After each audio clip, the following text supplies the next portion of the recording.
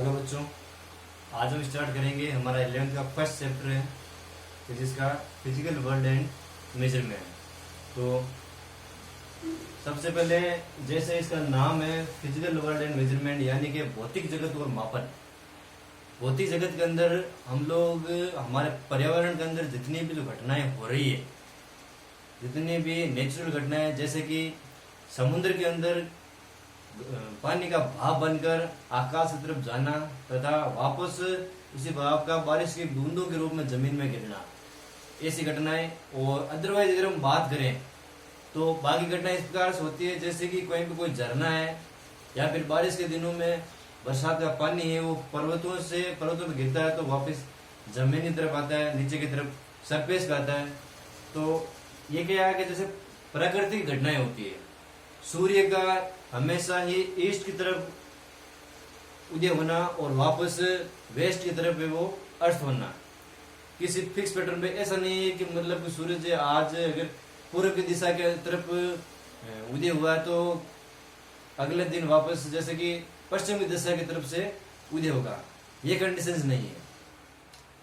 क्योंकि जितने भी सारी कंडीशंस होती है या फिर जो नेचुरल घटनाएं हैं वो एक फिक्स लॉ के आधार पर अपनी अपनी जगह पे बंधी हुई है, ठीक है। और जैसा कि आप लोगों को पता है कि अभी हाल ही में एक हमारे साइंटिस्ट थे स्टीफन हॉकिंग्स, उनका कुछ दिनों पहले इंतकाल हो गया था। उन्होंने बताया कि नेचर अपने साथ बनाए हुए लॉज को कभी भी मिटा नहीं सकती, यानी कि उन लॉज के साथ कभी भी खिलवाड़ नहीं कर सकती। ऐसा नहीं है कि सूरज हमेशा ईस्ट से राइज होगा तो कल या फिर अगले दिन वेस्ट से राइज होगा।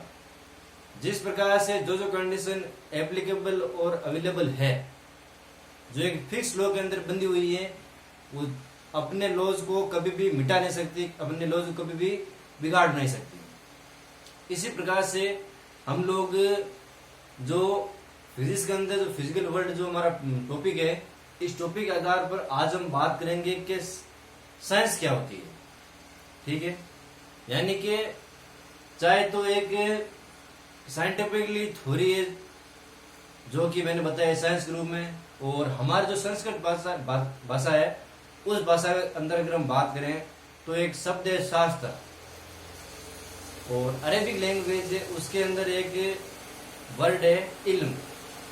तो इन सारे के सारे जो मैंने वर्ड बताए तीनों, शास्त्र, इल्म और विज्ञान यानी कि साइंस, इन तीनों का मीनिंग होता है कि एक कंप्लीट नेचर का सिस्टमेटिक और ऑर्गेनाइज नॉलेज ही साइंस कहलाता है, ठीक है।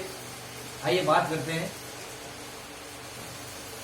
टॉपिक है साइंस के बारे में।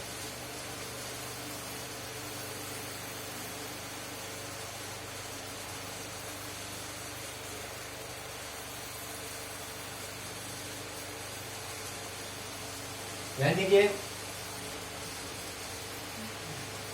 प्रकृति के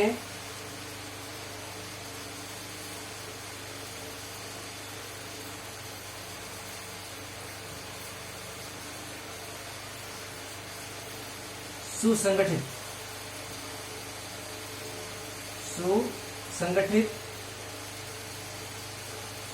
और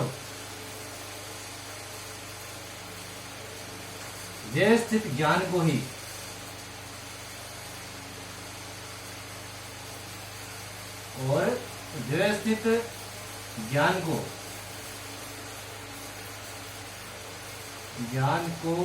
ही ही क्या कहते हैं? विज्ञान कहते हैं। विज्ञान कहते हैं।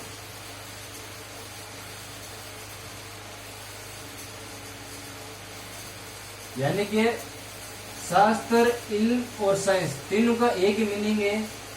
शास्त्र में बताता है, जैसे कि संस्कृत में शब्द है शास्त्र, तो शास्त्र में बताता है कि कंप्लीट ऑर्गेनाइज और सिस्टमेटिक नॉलेज इस नेचर के बारे में, हमारी आस्था के बारे में और हमारे जो आने वाले समय के बारे में एक संगठित ज्ञान है इस प्रकृति के बारे में कि कैसी कैसी घटनाएं होती है, सूर्य की, बारिश की, मौसम की, जितनी भी सारी कंडीशंस होती है स्पेस की, उसके अंदर एक कंप्लीट सिस्टमेटिक और ऑर्गेनाइज्ड नॉलेज दिया गया है। इस प्रकार साइंटिफिकली थ्योरी के अंदर, वहीं सिस्टमेटिक और ऑर्गेनाइज नॉलेज को ही साइंस कहते हैं।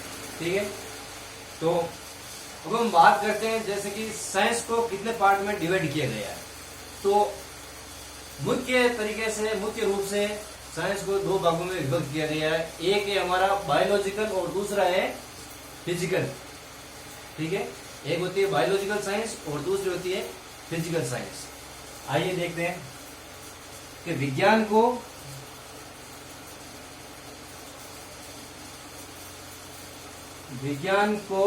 मुख्यतः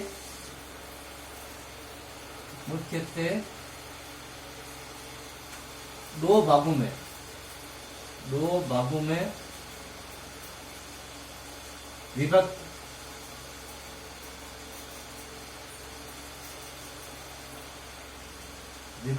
किया गया है।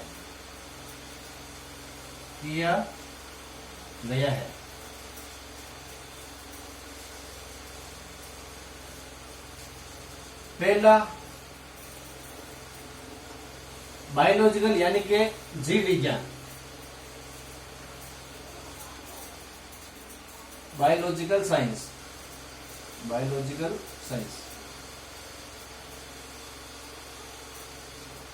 जीव विज्ञान।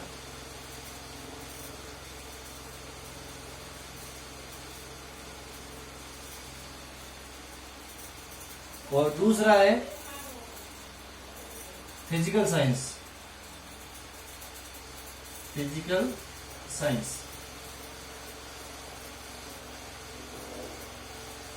यानी कि भौतिक विज्ञान।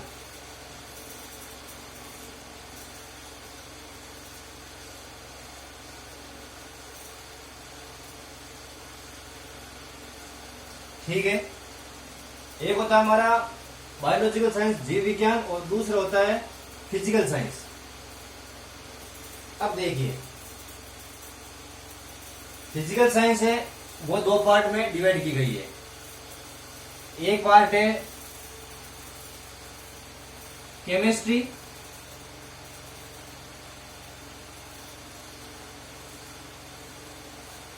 और दूसरा है फिजिक्स।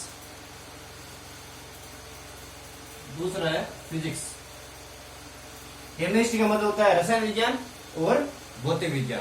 ठीक है, अब हमारा जो फर्स्ट टॉपिक है जीव विज्ञान या फिर हम कह सकते हैं बायोलॉजिकल साइंस, इस टॉपिक को या फिर इस पार्ट का जो अंडरस्टैंडिंग मीनिंग है, यानी कि अर्थ जो भावार्थ है इसका, उसका मतलब है जैसे कि किसी भी वस्तु का, जीव का, प्रजाति का जो रहने का तरीका है, वो सारा का सारा तरीका या सारा का सारा पैटर्न है वो बायोलॉजिकल साइंस के अंदर आता है। यानी कि it belongs to the thinking of living precise society. आइए बात करते हैं जैसे कि जो लिविंग थिंग्स है, रहने का, जीवन जीने का जो तरीका है वो बायोलॉजिकल साइंस के अंदर में बताया गया है। चाहे वो मानव शरीर का हो, चाहे पशु पक्षी जीव जंतु किसी के बारे में हो, पेड़ पौधों के बारे में हो, बायोलॉजिकल साइंस के अंदर इसी प्रकार की थ्योरीज का उपयोग किया गया है, इसी प्रकार की थ्योरीज का यूज किया गया है। ठीक है, मानव शरीर के बारे में ऑपरेशन होते हैं, फ्रूट्स वगैरह की पढ़ाई, चाहे वो छोटे छोटे जीव जंतु के लिए हो या फिर मानव शरीर के लिए हो। तो यानी कि जो लिविंग थिंग्स है उसका उपयोग किया गया है जीव विज्ञान के अंदर। ठीक है, लिविंग थिंग्स।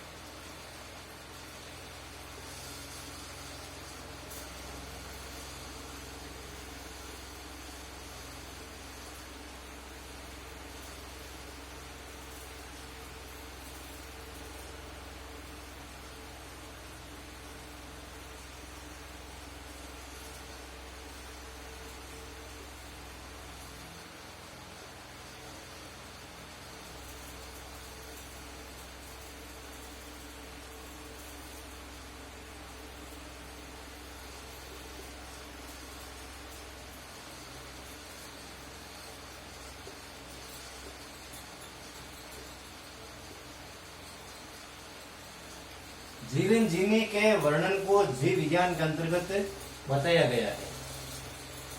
जीवन जीने के वर्णन को यानी कि जीवों की वृद्धि के बारे में, जीवन जीने की जो शैली है, किस किस अवस्था में, किस किस उम्र में किसी भी जीवधारी में कितने परिवर्तन होते हैं, उनके जीवन जीने की प्रक्रिया क्या होती है, चाहे मानव शरीर की हो, चाहे छोटे छोटे जीव जंतुओं की हो, चाहे पशु पक्षियों की हो, उन सारा का सारा जो वर्णन है, उनकी जीवन शैली का जो वर्णन है, वो बायोलॉजिकल साइंस के अंदर आता है। अब हमारे पास रहा फिजिकल साइंस, यानी कि इसके दो पार्ट है, एक केमिस्ट्री और दूसरा है फिजिक्स। तो केमिस्ट्री के अंदर कौन से जो स्तंभ है, कौन कौन से बिंदु है जिनके बारे में हम लोग केमिस्ट्री के अंदर अध्ययन करते हैं, वो इस प्रकार से देखिए। फर्स्ट जो टॉपिक हो गया वो है स्ट्रक्चर के बारे में।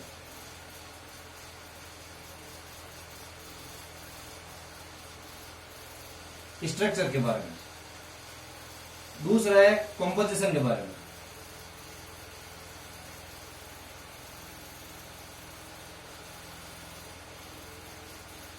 Sorry,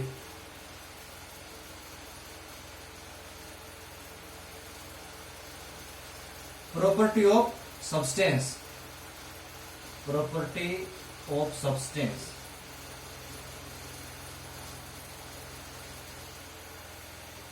substance, property of substance यानी कि किसी भी पदार्थ की प्रकृति के बारे में।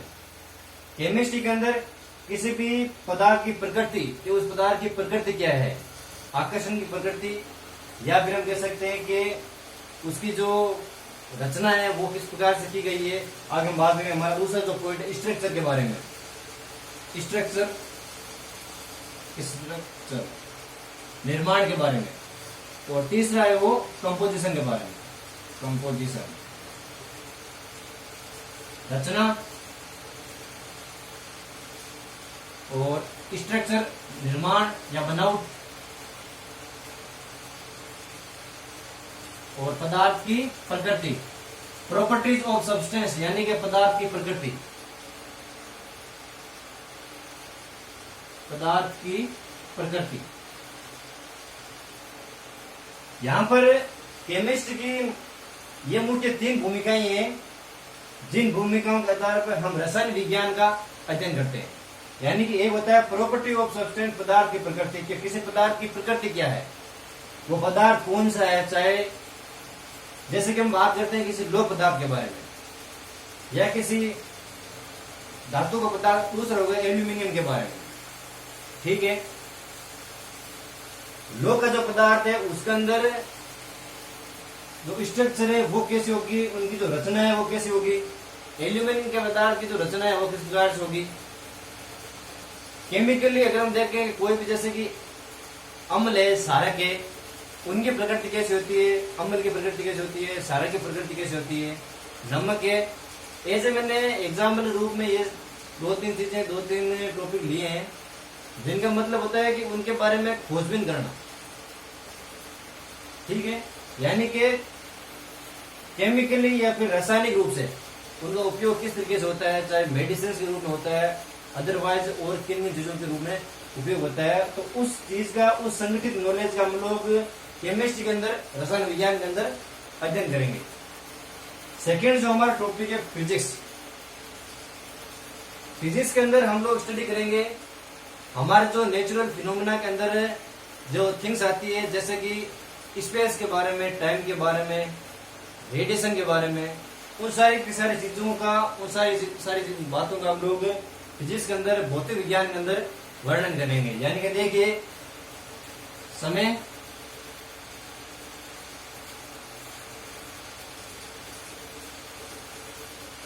रेडियोधर्मिता,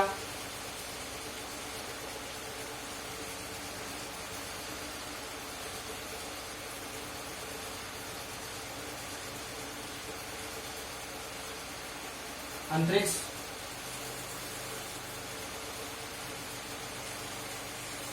ऊर्जा, एंट्रोपी।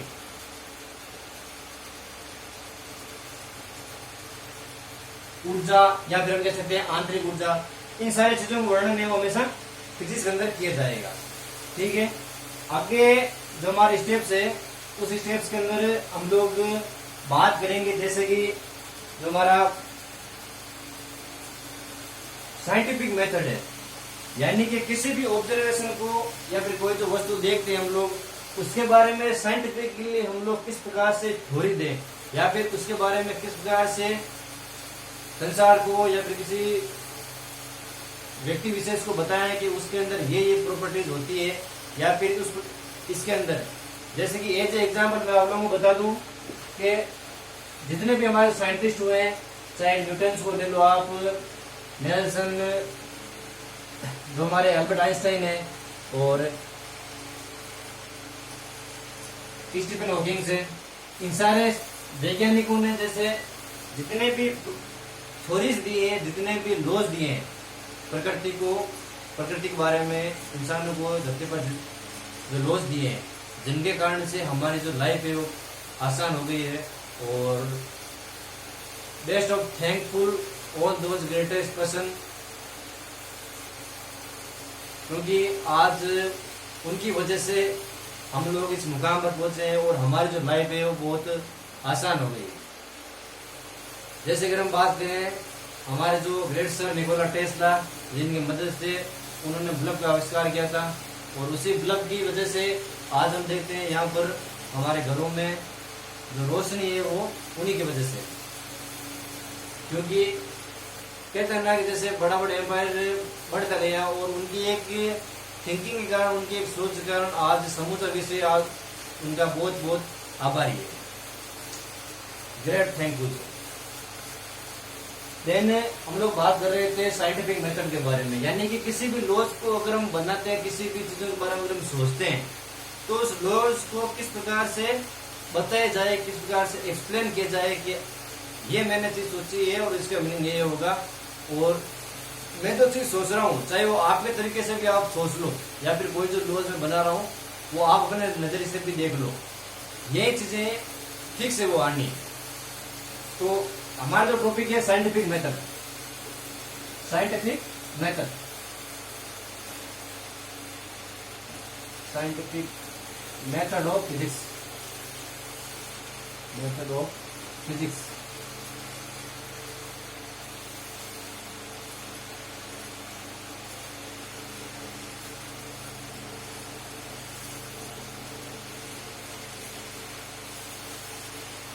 सबसे पहले इसके अंदर मैं आप लोगों को एक बात बता दूं कि किसी भी चीज के बारे में जैसे अगर गणना करनी है या उसके बारे में जानना है, तो हम लोग क्या करते हैं, जिस प्रकार से जो हमारे सर आइजैक न्यूटन है, वो अगर सेव के पेड़ के नीचे बैठे थे तो उन्होंने वो मतलब कि लॉज दिया था, ग्रेविटेशनल लॉज, F=g m1m2/r²। तो उन्होंने क्या किया था कि जिस प्रकार से वो सेव के पेड़ के नीचे बैठे थे, तो बैठे थे, सेव गिरा, पहले उन्होंने बैठे थे तो एक सेव गिरा, उसके बाद में एक दूसरा सेव गिरा। यही कंडीशन उन्होंने एक आम के पेड़ के नीचे देखी थी, वही बात वापस रिपीट हो रही है कि आम के पेड़ से कोई आम है वही जैसे कि नीचे गिर रहा है, ये जो एग्जाम्पल। और फिर उन्होंने क्या किया कि कोई एक पत्थर लिया या फिर कोई एक ऐसी चीज ली अपने हाथों में, जिसे उन्होंने पृथ्वी की तरफ गिराया, जैसे नीचे की तरफ छोड़ा, फ्री किया उन्होंने। तो फ्री करने के बाद में क्या हुआ कि सारी की सारी, चाहे एप्पल हो चाहे मैंगो हो या फिर कोई एक पेन ले लूं मैं अपने आप के एग्जाम्पल से, कि उन्होंने पेन को छोड़ा तो वो भी नीचे की तरफ जा रहा है। फिर एक माइंड में क्वेश्चन किया कि प्रॉब्लम कहाँ पे है, मिस्टेक कहाँ पे है, सारी की सारी चीजें छोड़ रहा हूँ नीचे की तरफ जा रही है, ऐसा क्या पृथ्वी के अंदर ऊपर क्यों नहीं जा रही। तो पहले उन्होंने उस चीज को देखा, फिर उन्होंने अपने लेबोरेटरी में गए या फिर कहीं चीज पे, जैसे कि उन्होंने रूम में गए तो उन्होंने देखा कि वो की वो कंडीशन है, दूसरी चीजों की भी फ्लो हो रही है, सारी चीजें पृथ्वी के नीचे तरफ जा रही है, ऊपरी तरफ कोई वस्तु जा ही नहीं रही है। फिर एक फिक्स लॉज बनाया, फिक्स पैटर्न बनाया। फिक्स पैटर्न बनाने के बाद उन्होंने एक नियम का, एक रूल का निर्माण किया, जैसे कि F=g m1m2/r², F=g m1m2/r²। r²। यानी कि इसका मतलब इस प्रकार से है कि कोई दो ऑब्जेक्ट है, ये दो ऑब्जेक्ट है, ये दोनों ऑब्जेक्ट एक दूसरे से r डिस्टेंस पर अवेलेबल है, ठीक है, r डिस्टेंस से अवेलेबल है। ये हो गया m1, ये हो गया m2। तो ये दोनों जो फोर्स है ना वो एक दूसरे को अट्रैक्ट कर रहे हैं, ये दोनों फोर्स है एक दूसरे को अट्रैक्ट कर रहे हैं। वही कंडीशन पृथ्वी के अंदर आती है। किसी भी वस्तु को जिस प्रकार से छोड़ा जाता है, तो ये एक वस्तु है और पृथ्वी माना जाए वस्तु मान लिया, तो ये एक दूसरे को अट्रैक्ट कर रही है। इसी प्रकार से इन दोनों के जो अट्रैक्शन जो फोर्स है वो Fg, जिसे हम कहते हैं ग्रेविटेशनल फोर्स, वो लग गया। उसके हिसाब से उन्होंने F=G(m1m2)r², इस फॉर्मूले का प्रेडिक्शन कर दिया और फिर बता दिया कि ये लॉज है वो यूनिवर्सल लॉ है, जो कि आगे हम बात करेंगे यूनिफिकेशन और रिलेशनिज्म के बारे में अंदर, जिसका मतलब होता है कि ये जो लॉ है ना, ये इन द अर्थ यानी कि पृथ्वी के अंदर भी और आउटर दी अर्थ यानी कि स्पेस के अंदर, हमारा जो सौरमंडल है उसके अंदर, दोनों के अंदर ये ग्रेविटेशनल फोर्स है वो समान रूप से लागू होगा। इसके बारे में मैं आप लोगों को आगे बता दूंगा। तो यानी कि साइंटिफिक मेथड हमारे यहाँ पर क्या कहता है कि किसी भी वस्तु के बारे में या फिर किसी भी चीज के बारे में अगर कोई भी नियम प्रतिपादित करना है या फिर कोई भी नियमों देना है, तो सबसे पहले किसी वस्तु को देखना पड़ेगा, देखने के बाद उस पर विचार करना पड़ेगा अपने स्तर पर, और विचार करने के बाद में एक फिक्स रूप से रीजनिंग करनी पड़ेगी। उसकी रीजनिंग करने के बाद में इस प्रकार से का मैथमेटिकल मॉडलिंग, मैथमेटिकल एक मॉडल उसको बनाना पड़ेगा। फिर उसके बारे में भविष्यवाणी करनी पड़ेगी। जो मैंने लॉ दिया है उस पृथ्वी के अंदर उपस्थित सारी की सारी जो वस्तु है, तो सारी की सारी वस्तुओं पर समान रूप से लागू होगा। फिर आप या फिर उस टाइम जैसे कि जो सर हमारे आइजैक न्यूटन है, उन्होंने इस चीज का वेरिफिकेशन किया, वेरिफिकेशन कर दिया, तो मतलब कि जितने भी और बाकी साइंटिस्ट थे उन सारे के सारे साइंटिस्टों ने सोचा था और विचार किया था कि ये जो लॉज है वो पृथ्वी के हर कोने में हर वस्तु पर समान रूप से ही लागू होता है। ठीक है, तो इसके कुछ पॉइंट्स है